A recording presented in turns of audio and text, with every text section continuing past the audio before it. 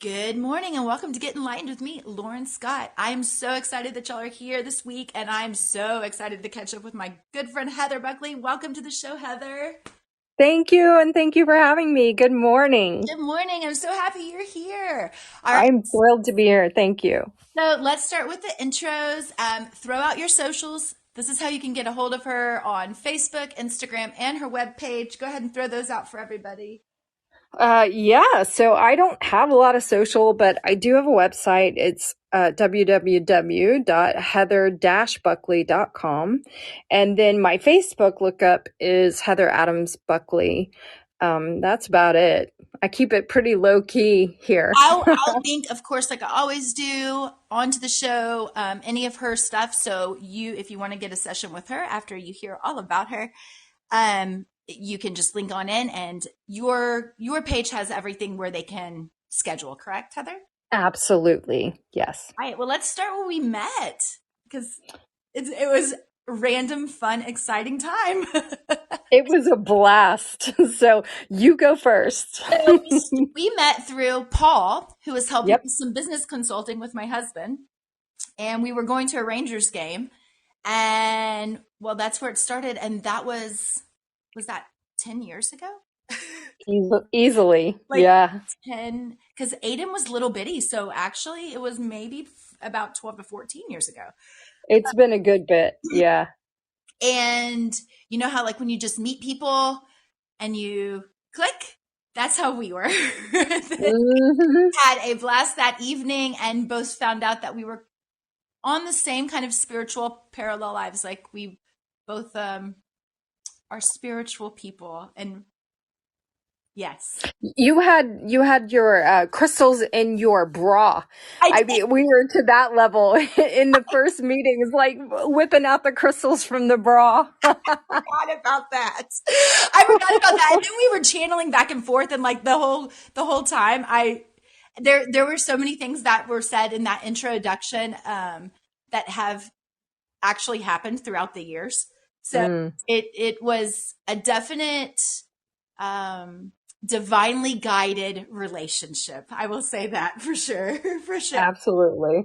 All right, so we've kind of lived parallel lives in the sense that when I opened up Zindan, you were going through the whole Kundalini experience. So let's kind of start at that point, and move on. Well, Lauren, can I just kind of backtrack because we have more in common than we've even discussed. Would you be interested in me kind of like, hey, we have so many things in common. Can I Yes, can I backtrack before the Kundalini? sister, You know, take it away. yeah, I'm yeah, take it on, do it. Take it on. Tell the world all of it. Bring it on.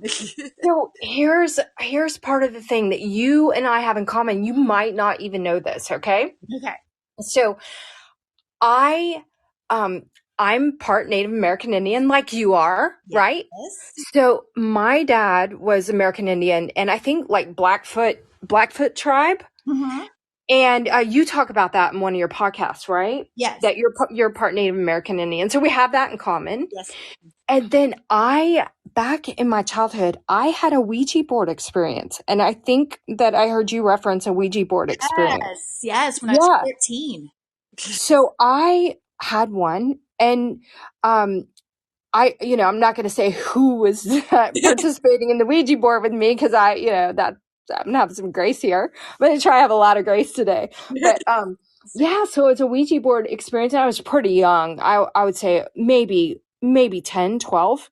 Mm-hmm. And I bought into it hook, line, and sinker because the people I was working with, it did move. It spelled out something, and it spelled out something that was like a European spelling of something. Ooh. And I bought it hook, line, and sinker, only to realize later that it was, contrived. Yeah. And so I had the one Ouija board experience, and I said, I am never doing that again, ever, because I felt tricked. Yes. Tricked. And so with me, that's something that I did want to bring up is that with this work, this energy work and whatever, I am not a person to be tricked. Mm. I don't trick people. I don't want to be tricked, and I don't like that. And so that kind of put the beginning burner of my energy work in that if this is real, it's going to have to be proven to me in a real way. Yeah, Like I'm not exactly. playing around here, you know? Exactly. Wow, I didn't even know this. I love this. Thank you. Yeah, it was super intense for me it was like the ultimate betrayal because I believed it. Mhm. And so many things in life, we believe it because it's either the dogma of our life, in the training from our family or in the religion that we are brought up in. It's a cultural thing. It's a this, it's a that. And sometimes and often we find out that what we've been shown or Mhm. taught isn't a truth. And so it burned me so bad that I'm the biggest skeptic on the planet Same. from that one experience with the Ouija board. Isn't that crazy? Yeah, but it's so true. I mean, it is so true because that is kind of the opening of like me finding my own spirituality and getting on this journey was for me that experience. So Hmm. yes, and the skepticism that comes up with it from learning. I was like, I'm never, ever gonna be that person I again. That know. fell for that so hard because I was in love with it. I was like, yes, yes. Well, I was already intuitive. I Yeah. already was connected in and knew things, but I was too susceptible because I didn't have a filter of discretion. And so I felt so Hmm. harmed, and it harmed me energetically, spiritually. It harmed me because I thought, what can I trust? What can I not trust? And so then I didn't even trust myself for a while after that because I trusted myself to believe that. And I did find out that it was, trickery, foolery, whatever. People can move the board around me. But I was like, who would do that? Why would you do that? I mean, is this, why would you do that? Yeah. So I didn't understand that people actually have other intentions. And so that also taught me that lesson in intention. What are your intentions? What are people intending? And my intention was truth. My intention was, is this real? Yes, of course it's real. Oh no. No, no, no, no. So very harmful. So I kind of kicked off into that, which was great. Hey, great learning tool for me, thrilled that happened. But yeah, so that started that. And then we have something else in common. What? Oh, well, we have everything in common. But like I went to church like kind of by myself as a kid. Like no one else in my family. We were Methodist, but I was the one always seeking like, hey, I want to go to church, and no one wanted to go to church, or so I would walk to church, join the choir. I played trumpet for, I sang in the choir, the whole thing. And I know that you were connected in like that, like you had that calling to it, right? Yes, so I grew up in the Episcopalian church and was the whole like altar girl. Episcopalians are like kind of like Methodists. We're considered Mm-hmm. Catholic lights, right? So, but still the ritualistic of church in itself. And Right. yes, so I was very much a church girl and had abilities that you weren't supposed to talk about because people think you're crazy. Right.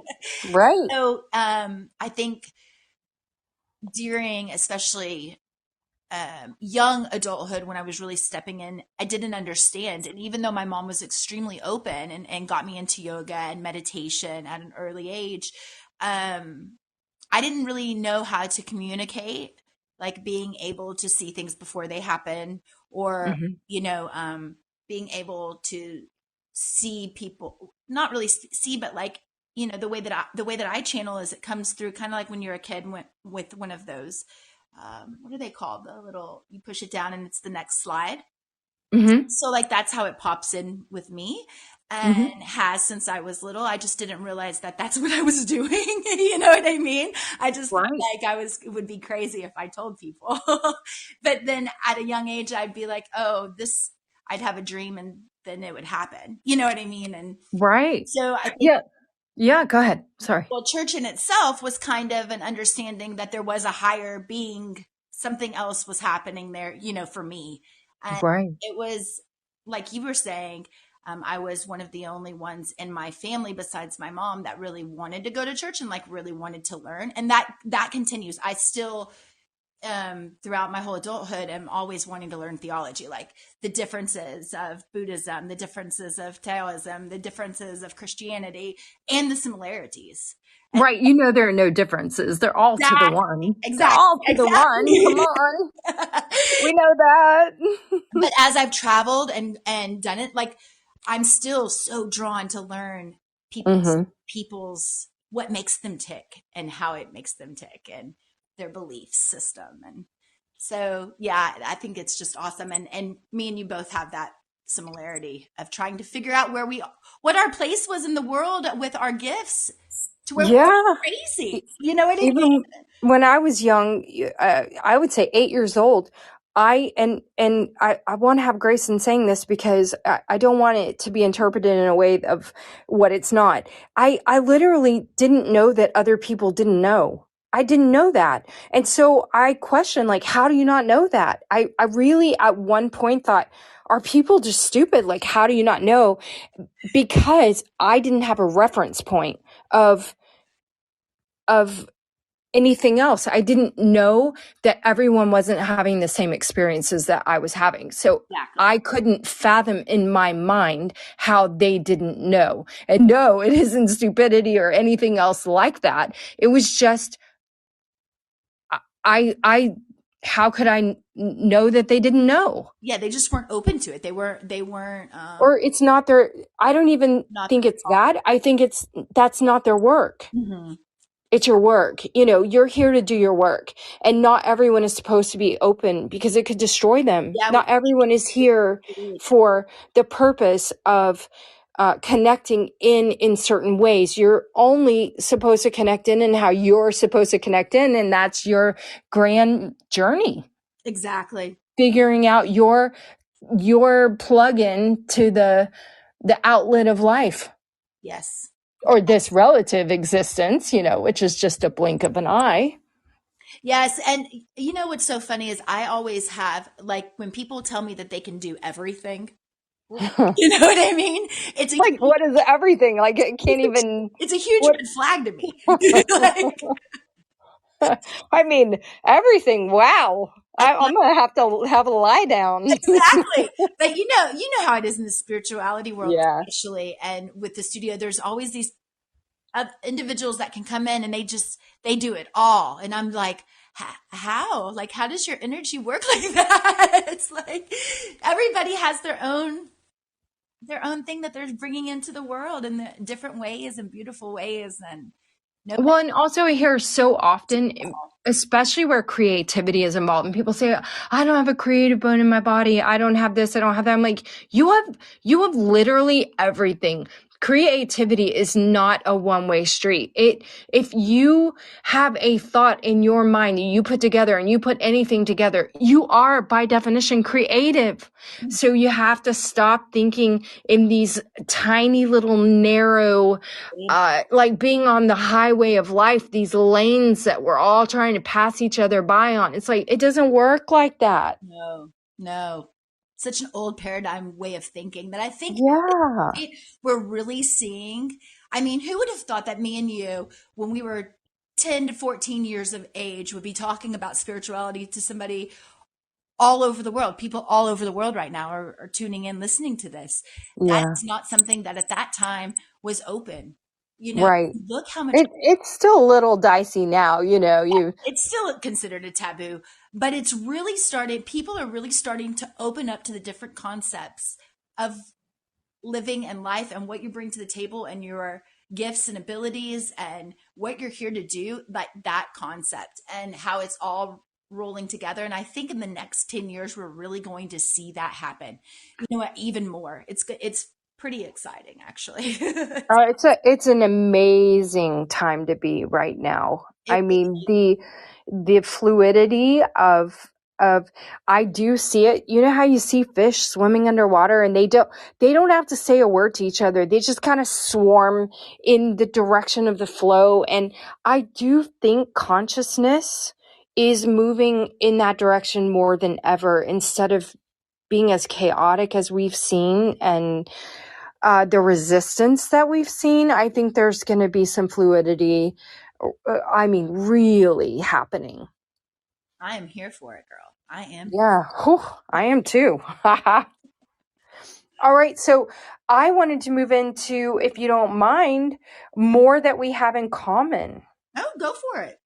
Yeah, so all of your travels, your missionary work and stuff like that, like I've done quite a bit of that too. I went to India for a month with Paramahansa Yogananda's group. Did like it was a whole spiritual pilgrimage, and then went to Greece for like a sound healing certification. Like did that for a month, and then went to Haiti and did a solar. We gave them it was a whole village, like 800 families, but we did solar lighting for them because they have a black lung from kerosene and things like that. And so we went in and taught them how to start using solar energy and those types of things so that they're not having so many organic issues and dying from that. But you do all of your work through your travels, and you've always had that great interest, right? Yes. Isn't that? Oh, yeah. Yeah. Yes, yes, yes. So that was for the last 15 years what I was doing, all the way for hooking up my NFL and NBA players and friends with those kinds of self sustainability living through Food for the Hug. Yeah. Because I didn't realize that you were doing that. Who were you doing the solar living with, solar through? So it's called Neighborly now, but it was the Dwyer Group at the time. And so, yeah, that company is all about giving back to communities and about all those kinds of things. And so I had the great honor of going on this mission trip with them. And I'm going to tell you something that changed my life Mm-hmm. all the way.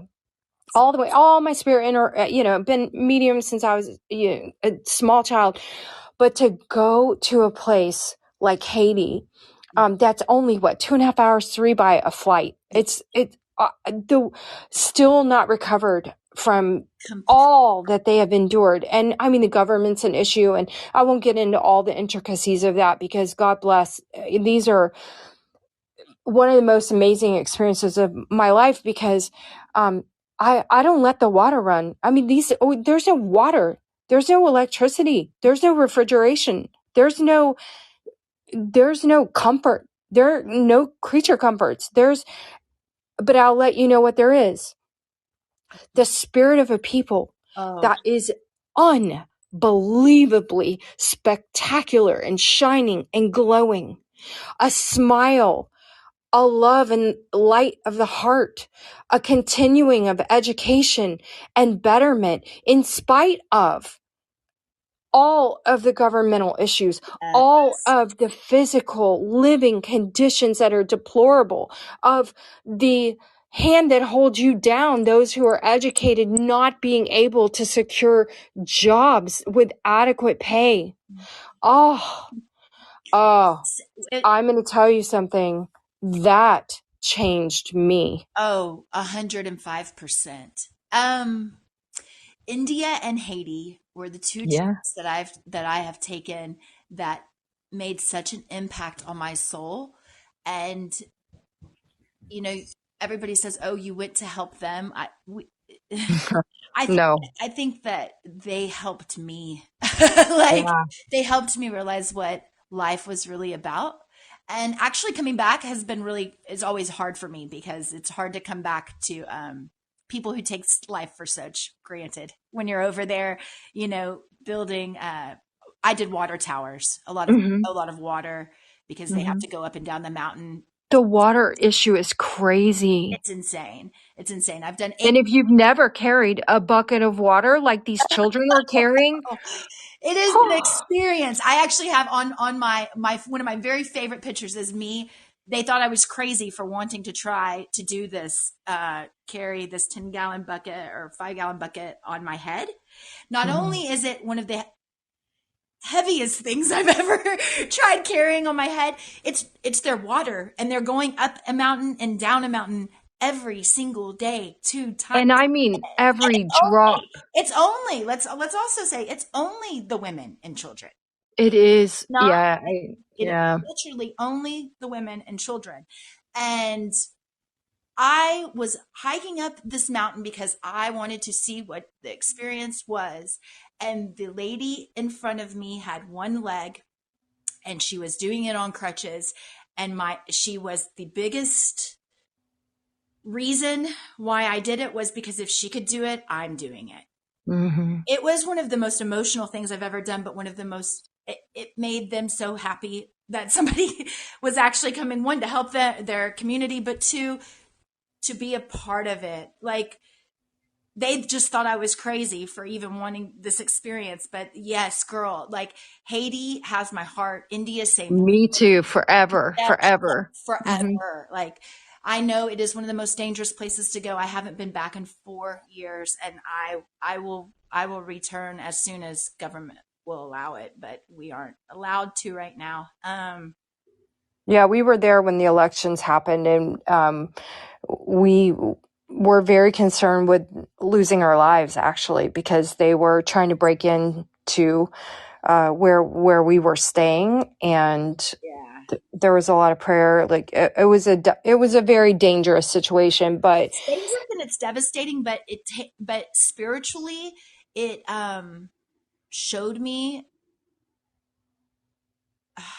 I can't even put it into words, Heather. Maybe you can actually explain it. well, for me, there are so many lines that divide, and there are so many, we contract these lives for certain things. We're supposed to have certain experiences and certain understandings, and then they're all to be shattered and to be broken apart and reconstructed, which is why I love to do mosaics. But it's that type of thing of where your paradigm and your understandings, they hit the ground. Because how can a place this close, right here, right, this isn't 9 hours away, this isn't 25 hours away by plane, this is right here.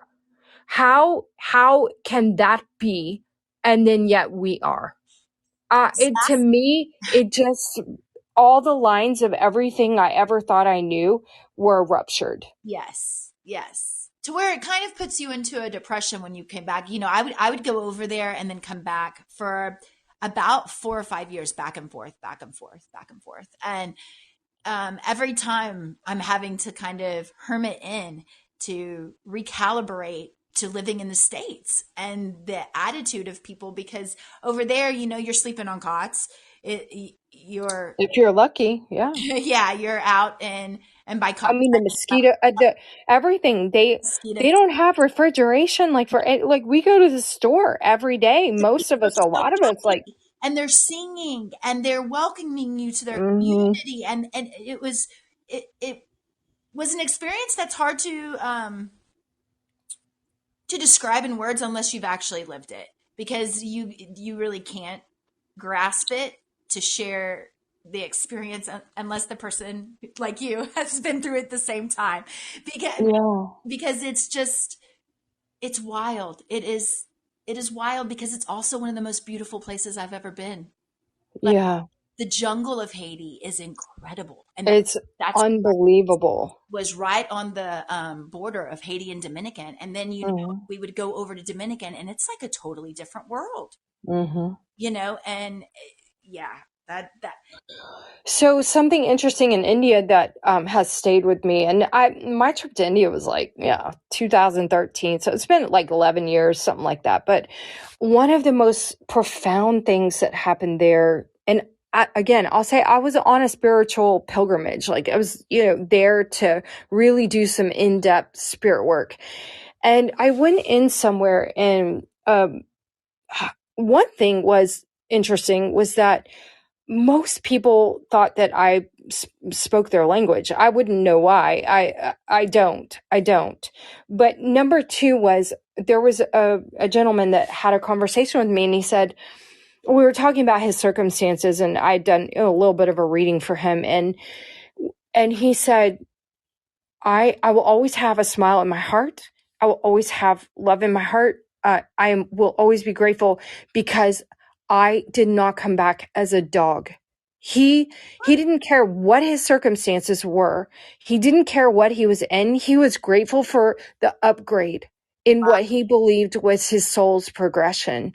Like, just genuinely grateful that he didn't come back as one of the stray dogs that runs the roads in India.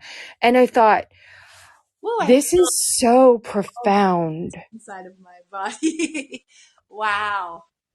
That is incredible. Like, very profound, because can you imagine that being, I mean, That was the light and joy of his life, was that it was better than what he knew could be for him in his soul's progression in consciousness. That's what he believed. wow. And it really made me stop and think, whoa, what we believe has a lot to do with how we conduct ourselves in life. Yes. And so that gets us into the expansion of consciousness, and what are we doing here, and what is our contract, and how do we put all of these aspects into play? Yes. So, what do you think, Miss Heather? How has that worked with you? How these Well, experiences I mean, I've been in a lot of dogma, I did Kundalini. We did speak of that there in my community of the Kundalini issue, and we'll put that to rest really quickly. A lot of great people. Don't regret it. I did about 20 years in that. I got my level 2 Kundalini, and then had to let that all go because there was a scandal with Yogi Bhajan, and it's all. I'm not here to judge anyone, and I'm not going to say one way or the other. I'm going to say I had to step out. Yeah. I had to step out. Me. That's it. There's no me or I, but you know what I'm saying. As this energetic experience in this reality, I could not be in alignment with that any further, because it just fundamentally didn't resonate with me anymore. And I didn't feel good about teaching it as it was taught to me and as was required to teach it by the entities that I had been in alignment with. So I did step out, and that was hard. It was really hard because I was just very committed to mantra, to the whole thing. I've been doing it about 20 years. So doing it for so long. You were kind of like me whew, in this yeah, world. And when you stepped away, I was stepping away for health, yeah. but for But that is the health, right? When you're not in alignment. and I wasn't in alignment on health wise because of things that were happening behind the Right. scenes there, and that I wasn't okay with. So I completely understand. And I again, deleted where I you were. deleted about 800 people in a day off Facebook, like social media. I just said, that's it. I'm done. That's it. And I that's a little drastic. disconnected from pretty much everybody that was in my spiritual circle after Zindan, because I was needing the healing and I just wasn't in. Well, I'll just be honest with you. The whole voodoo hoodoo thing, I respect it. Yeah. I love it. I don't resonate with it. It's not my practice. It's something else. Yeah. We're just here to expand, and Yes.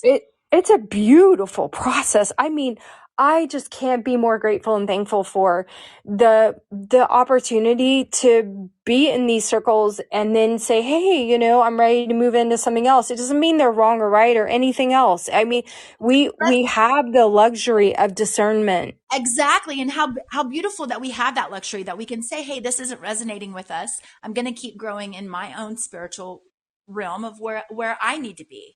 I think that is the most important thing that you should be able to do and say.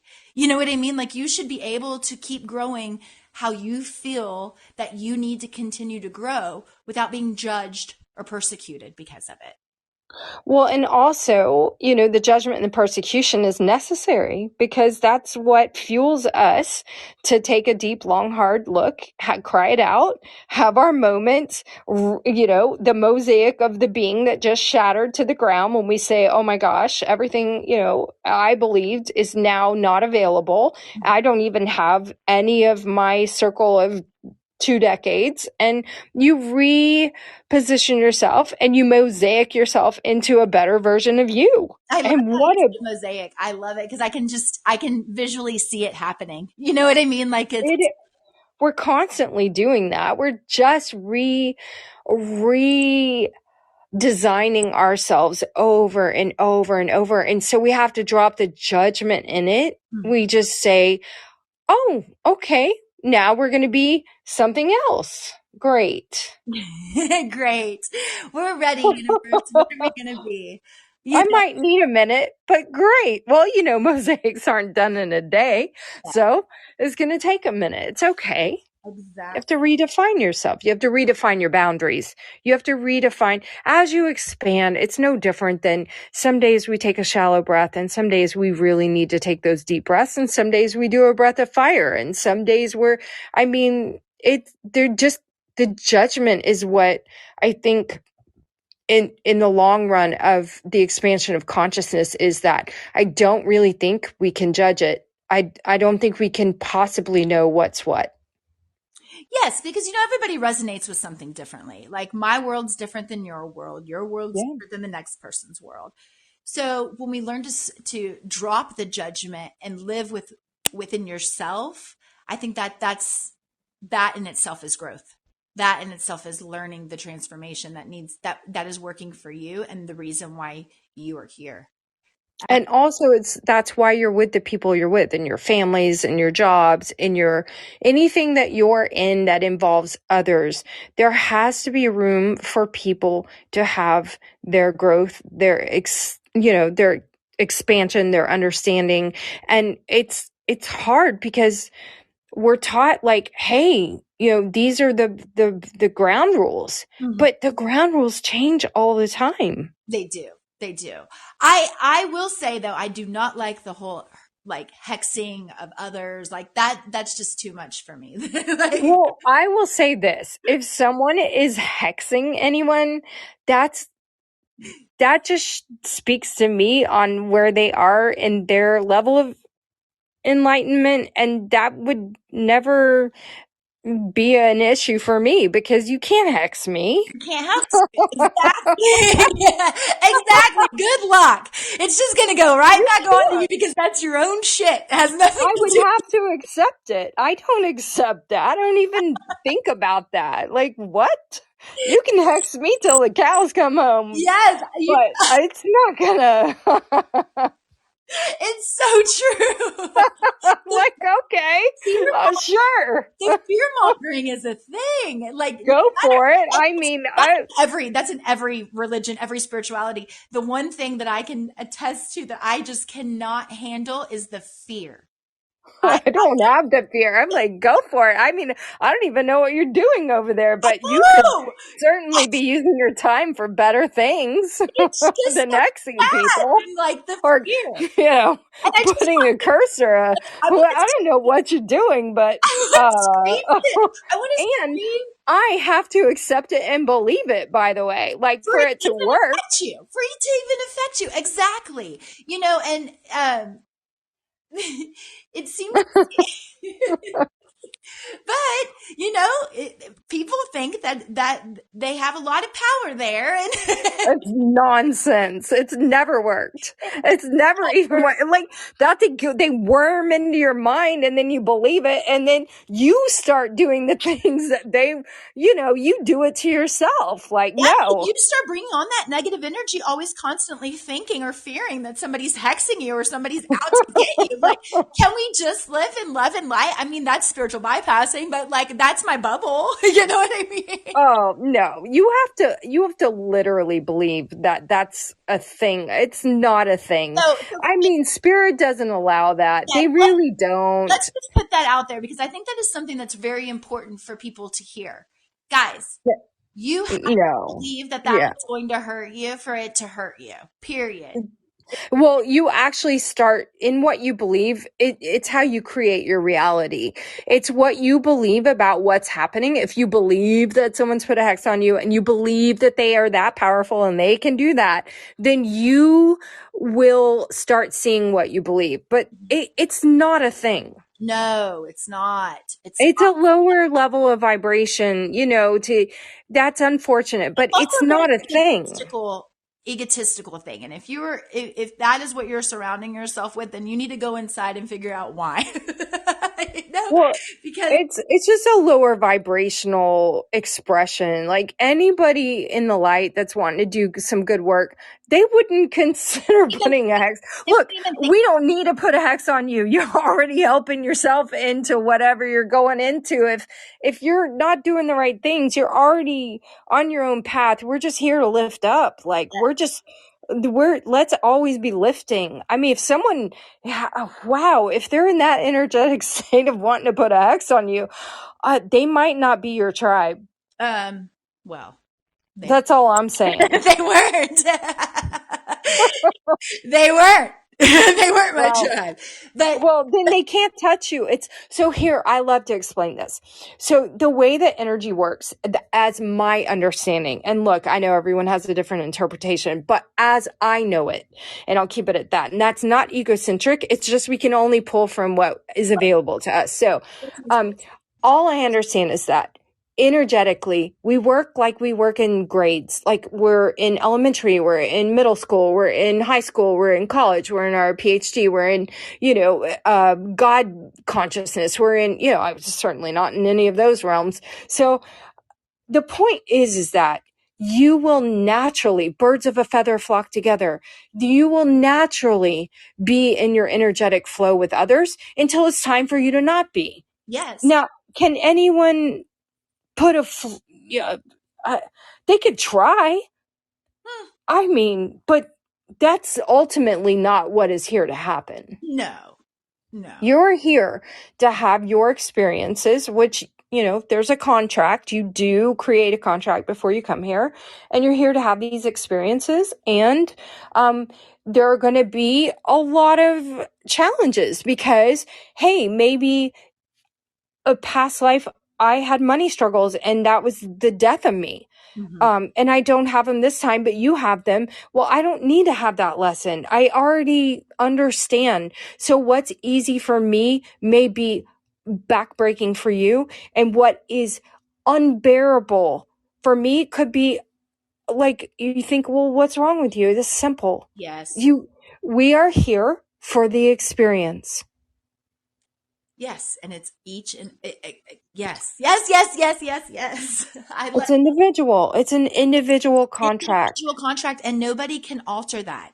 And I think that that's And what people need to well, know. you can alter it. You You can alter have it. control over it, though. Only you Yeah, can control it. Outside sources can't alter your that is correct. experience. So don't ever give that power away, guys. Don't give that power to anybody. Just from Well, and even so, I need everyone to remember this is so critically important that the people who are most challenging for you have agreed to do the work in that capacity for you. This is not against you. It's for you. So that you will rise up into an understanding and you will elevate and move forward in your energetic experience. They are not here to go against you. yes, start looking at it like that. Start. It will put a totally different spin on the way that you live when you think of life that way. Many things happen, and I could bring up example after example, but there are circumstances, not having a great mom or a great dad and I'm saying that very casually and lightly because I could really get into some profound stuff of, feeling like your family is, I would never speak to that because I want to have grace within my own spectrum. But I would say many of us, I don't care what family you're in, you have your challenges and things feel unfair. They feel, impossible. And sometimes they are impossible. Sometimes you're not supposed to work with a certain person. So take a look at you, do your work, and be thankful for the opportunity to have the vision of better. Yes. Yes. I love this, Heather. I love it. Well, It's so refreshing talking to you. I've missed you. I missed you Yeah. too. And I love that our friendship is we're connected, but we don't have to be up each other's ass. We're always doing our thing and we always come together at these beautiful moments that it's like the universe just explodes. Yeah. Well, we're always going to vibe right. You know what I mean? But Like, I just love going to that keep you're on vibing. here sharing it and people can hear what I hear and the reason why I love you so much. And with that being said, let's lead into what you're doing right now, your business and what you All right. Yeah. So, what I'm doing, so I'm a naturopathic doctor.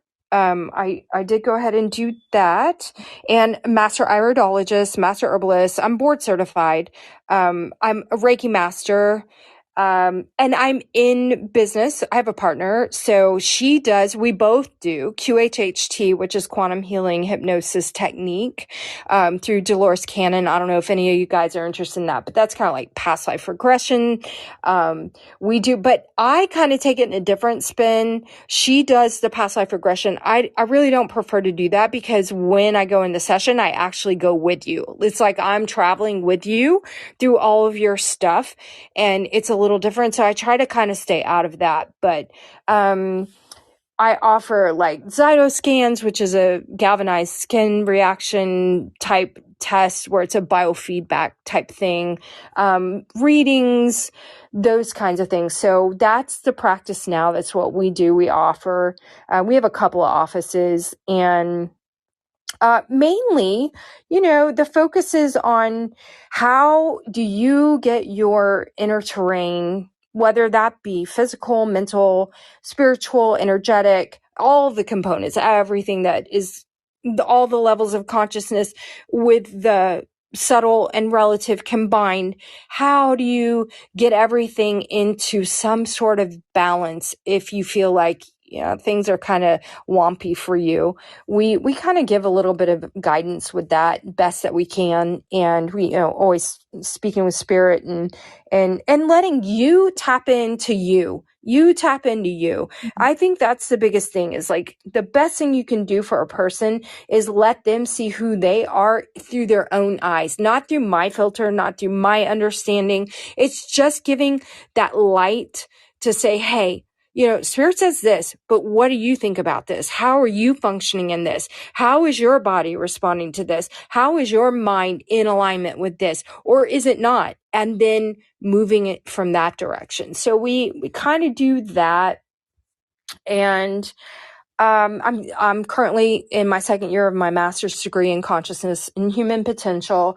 And then I'm getting a PhD in Vedic sciences on top of that. So I'm just all into, like you said, with theology and with the dogmas and the understandings of all of these different things. But the bigger picture is consciousness. And what are we doing to each other? What are we doing to ourselves? And ultimately, what is the end goal for all? Because we are connected. What you do affects me and what I do affects you, whether I realize it or not. That's that. And so that's the practice, is like, how are you? How am I? How are we part of this rising up? Yes. Okay, so let's start with that. How do you think people should really, what is one thing that you think people should be doing internally right now? Like, Meditating, that's whatever it is. always my answer. There's so many, but so people get caught up in it because they go, I can't quiet my mind. I can't. I don't know how. I don't know how to meditate. But there are so many different ways. So there can be mantra, there can be stillness, there can, like right now I'm in transcendental meditation, and it's just a different aspect. I've done mantra for 20 years, which hey, it's all beautiful. It's your energetic experience in the moment as to what will speak to you. Maybe you need a certain frequency to change your energetic expression. So there are many modalities of meditation that are appropriate and available. And it's just going to take some exploration to know what is right for you in the moment. It's not a one thing fits all scenario type thing. You have to kind of explore and see like, hey, when I'm feeling like this, I need this. When I feel like that, this is my go-to. When I'm sleeping and I can't go back, here's this, right? Yes. Yes. And when, how, you're an avortic. I can never say this word correctly. I don't know why. It's like it doesn't flow through my mouth correctly. Um, Healthy eating. You want to? Vegan? Yes. Well, So you're I mean, vegan doesn't mean you're a healthy eater at all. And yeah. by the way, Spirit doesn't care. So That's, you are like, that's an interesting thing, right? Do you want me to tell you what Spirit said about that? yes, please. That's where I was leading to. Is what are your thoughts and what are Spirit's thoughts on eating? Okay, so yeah, what Spirit told me, because I was, in a deep meditation, I was asking Spirit, and I said, I've been like vegan for 11 years. And again, I will say, just because you're vegan doesn't mean anything. It doesn't mean you're an activist. It doesn't mean that you're healthy eating. It doesn't mean, look, don't categorize something and think that you're doing something. You should be doing your practices for your internal terrain, for your expression of what makes you better in the process of dealing with others in the relative and in the subtle realms of being. It's not because someone thinks something or you're expressing in hopes of. I'm vegan because I have a couple of conditions that for me I have an essential tremor. That's something I'll share. It's kind of a neurological, a CNS thing. And so for me, I was exploring avenues that would help that because it's a congenital issue. And so I said, I'm going to give it a year. Let me just go and see, and let me stick to this and see. Well, so then I talked to Spirit about it after, I made it the whole year, and I will say I had to really dig deep a couple of times, but I made it through. And then, and I said, Spirit, so like, hey, yeah, I'm vegan now. And isn't that great? And they're like, yeah, Sure. sure. For you. And I said, well, wait a minute. Like I'm not killing it. I'm not an activist in it, but I'm not killing animals anymore. I'm not this, I'm not that. And he said, okay. And I said, well, wait, hold on. I mean, for spiritual evolution, isn't this like the thing? And they said, it cannot be viewed that way. That isn't the reason for it. Mhm. And so we have to not be attached to what we think these things that we do. There are people who have rituals in their religions and in these ritualistic things that you get into. You better be very careful of why you think you're doing them. Yes. Agreed. Is it good for you? Perhaps.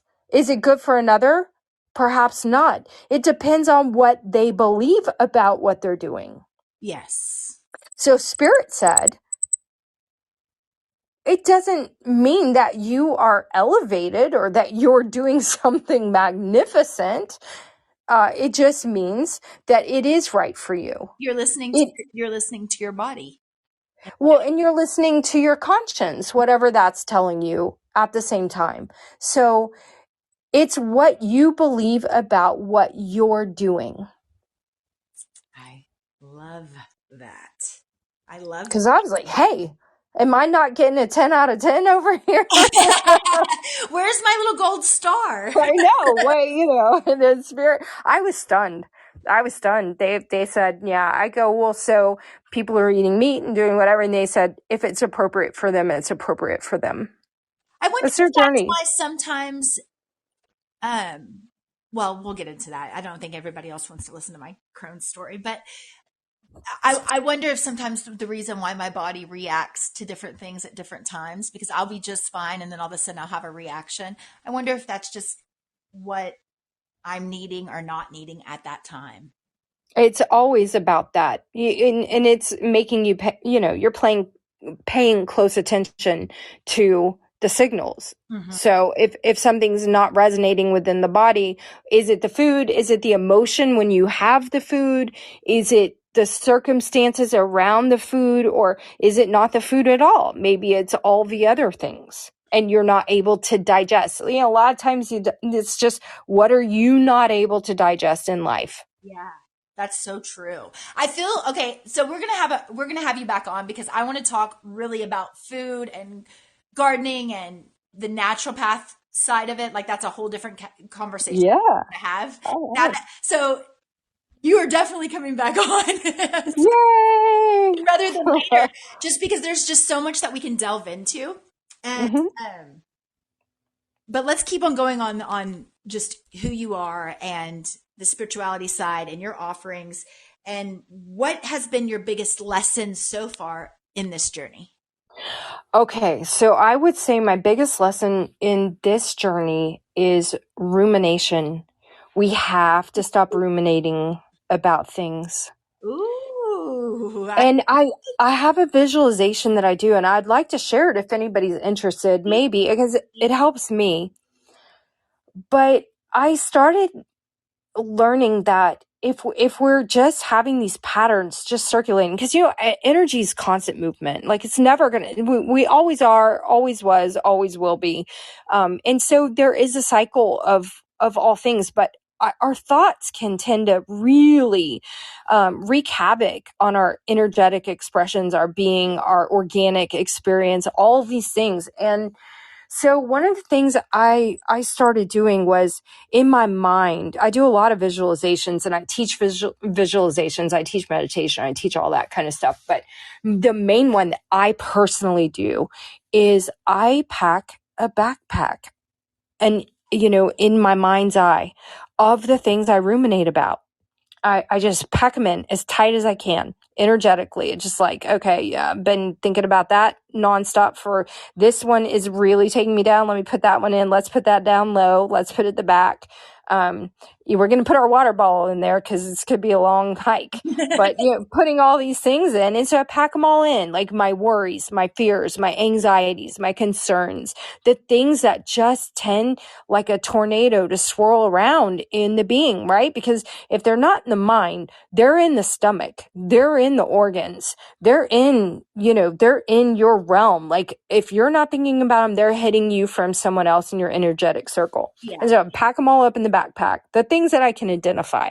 Some I can't, but what I can, and pack them up.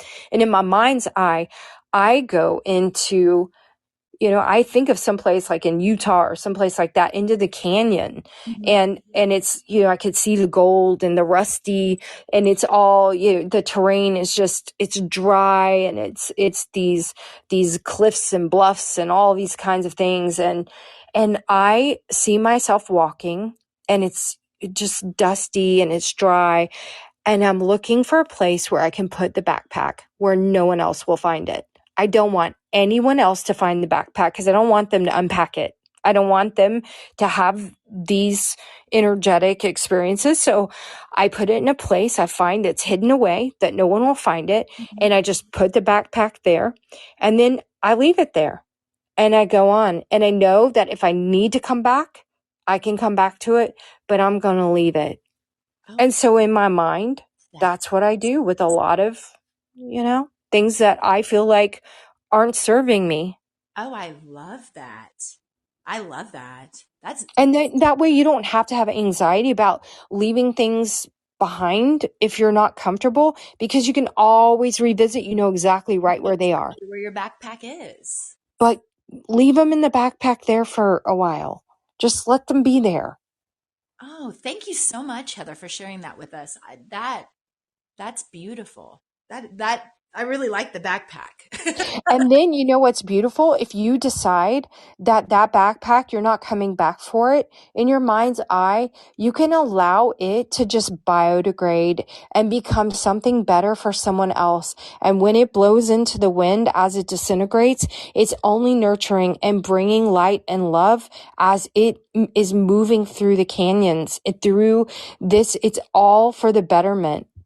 It doesn't have to be a negativity. It doesn't have to be something unbearable or unspeakable. You can leave it there and allow it to do its natural progression back in. Everything recycles. There's no breath that hasn't ever been breathed before. There's no water that hasn't ever been here before. It's always part of that process.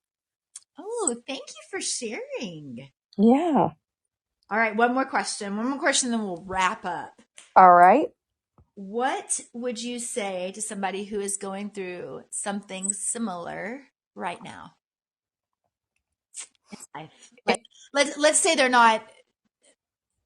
What would you say to somebody who came into your to get a service or get a Mhm. reading? What is one It's thing my you office. would tell them moving forward if they are just now, quote unquote? I don't really like to use the word awakening per se, but stepping into their higher self. There we go. Ah, okay. I would tell them, go easy. Go easy on yourself. Like there's a lot of, there can be uncomfortable moments in expansion. It's no different than when you're growing. They call it growing pains, right? We all have them.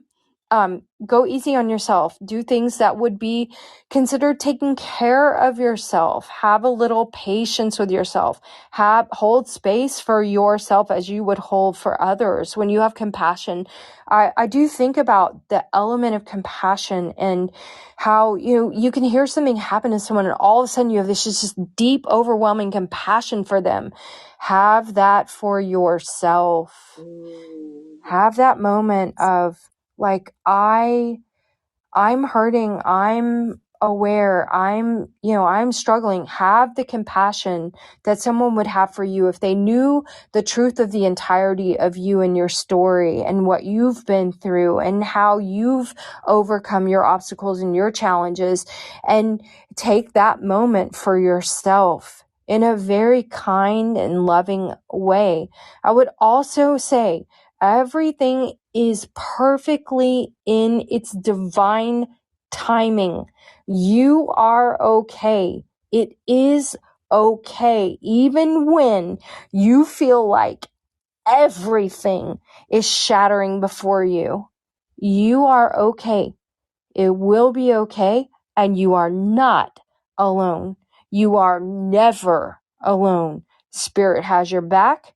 The universe has your back, and you were smart enough to design this experience in your highest good and for a favorable outcome. So have trust in that. Ooh, and so it is. Thank you. Thank Maktub. you. Thank you. Maktub means so it is written, So it and is so it is. written. And so it is. Thank you, Heather. What a beautiful place to stop this conversation. All right. We will definitely be having you back on the show. Thank you again for jumping on with us. This was incredible. I love you so much. I'm so honored to have you on. So, thank you guys for listening to Get Enlightened with me, Lauren Scott, and thank you, Heather, for being on. Deepest gratitude and love you and thank you. And we'll chat again. Absolutely. All Bye. right. Namaste. Namaste.